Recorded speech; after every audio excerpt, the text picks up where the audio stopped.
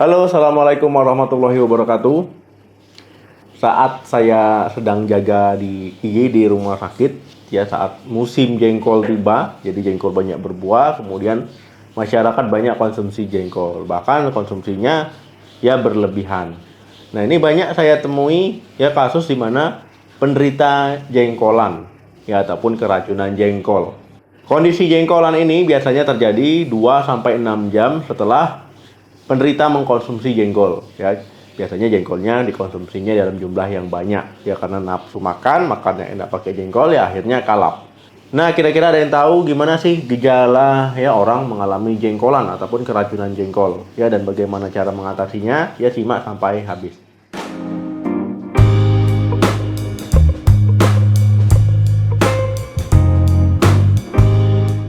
Umumnya kalau makan dalam jumlah yang normal, yaitu kita hanya mengalami bau mulut, ya kencingnya bau, ya jadi harus rajin-rajin sikat gigi, ya harus rajin-rajin nyiram yang bersih kamar mandinya. Kalau tidak, ya semerbak. Apalagi kalau kamar mandinya kamar mandi kantor misalkan, ya kampus ataupun sekolah. Wah ini bisa ngomel-ngomel ya yang setelah kita akan masuk.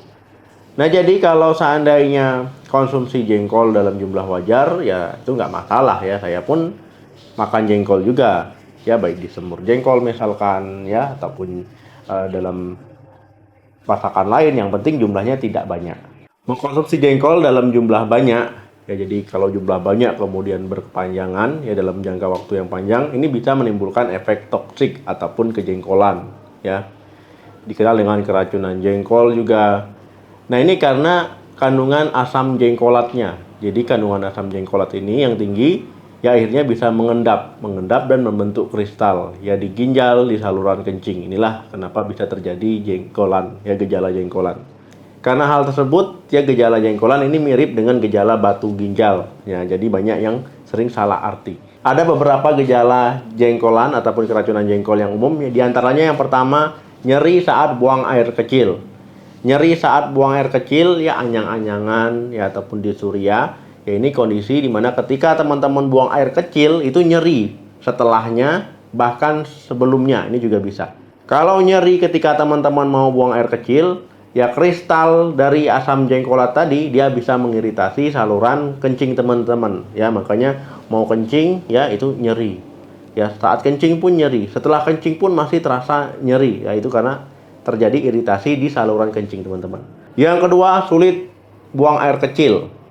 Nah saat ingin buang air kecil ya kalian juga bisa merasakan rasa kesulitan ingin mengedan ya, bahkan saat keluar pun urinnya sedikit ya. Ada di mana kasus ya urinnya itu tidak keluar sama sekali. Nah jadi saat rasa kencing mau kencing nggak bisa ya, akhirnya apa ya, akhirnya datang ke rumah sakit, ke IGD ataupun ke dokter. Yang ketiga, urinnya berdarah. Nah jadi bukan hanya nyeri saat kencing ya, kesulitan mau buang air kecil juga, urin pun bisa berubah warna ya, kemerahan ataupun merah muda. Nah ini karena ginjal itu mengalami gangguan ya, sehingga untuk menyaring darah ini akhirnya terganggu fungsinya, akhirnya keluar bersama urin, ataupun ya kristal tadi bisa mengiritasi akhirnya bisa berdarah. Yang keempat, nyeri di perut. Nah kondisi nyeri di perut ya bisa juga di pinggang, bisa juga di panggul teman-teman. Ya ini karena asam jengkolat tadi ya, penumpukan asam jengkolat kemudian menjadi kristal. Inilah yang membuat teman-teman nyeri pinggang ya, nyeri perut, terasa nggak nyaman, pokoknya mau aktivitas itu jadi terganggu. Nyerinya ini bisa seperti tertusuk-tusuk ya, bisa juga seperti melilit, perutnya rasa melilit. Kelima, mual dan muntah. Ini kondisi yang paling sering ya gejala seperti ini, yaitu karena rasa nyeri yang tidak tertahankan ataupun karena mau kencing nggak bisa ya, karena perut sakit. Ini bahkan bisa sampai timbul rasa mual, bahkan sampai muntah-muntah ya akibat keracunan jengkol. Nah jadi keracunan jengkol ini nggak sepele ya, ini kondisi yang gawat sebenarnya kalau tidak diobati. Agar teman-teman tidak keracunan jengkol, tidak kejengkolan, ya tentu harus mencegahnya ya. Kemudian juga kalau terlanjur kena ya harus diatasi. Ya teman-teman bisa minum air putih yang banyak.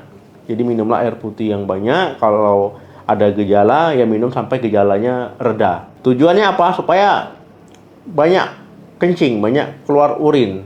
Ya, jadi kristal-kristal itu keluar. Nah, harapannya seperti itu. Walaupun terasa sakit ya, nggak apa-apa, jangan takut untuk kencing jadinya, banyak-banyak minum. Karena kalau kasusnya parah, kejengkolan ini bisa menyebabkan gagal ginjal. Nah, serem ya.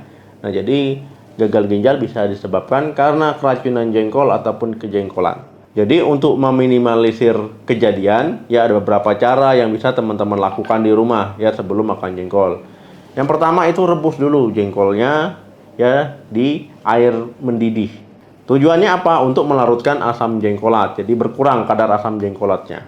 Yang kedua, ya kalau seandainya memang doyan jengkol, jangan makan jengkolnya secara berlebihan. Ya yang wajar-wajar saja, normal-normal saja. Ya jangan sampai kalap. Yang ketiga, jangan makan jengkol dalam perut kosong ya. Kemudian hindari makan jengkol dengan minuman ataupun makanan asam lainnya, apalagi bagi penderita gagal ginjal. Jadi jengkol ini tidak berbahaya asal dikonsumsi dengan jumlah yang wajar, ya dengan makan yang normal-normal saja, jangan berlebihan ya. Perlu diwaspadai tapi jangan ditakuti. Oke teman-teman, terima kasih yang sudah menonton video sampai habis. Jangan lupa like, share, dan komen, bagikan pengalamannya. Sampai ketemu lagi di video saya selanjutnya. Salam sehat, sampai jumpa.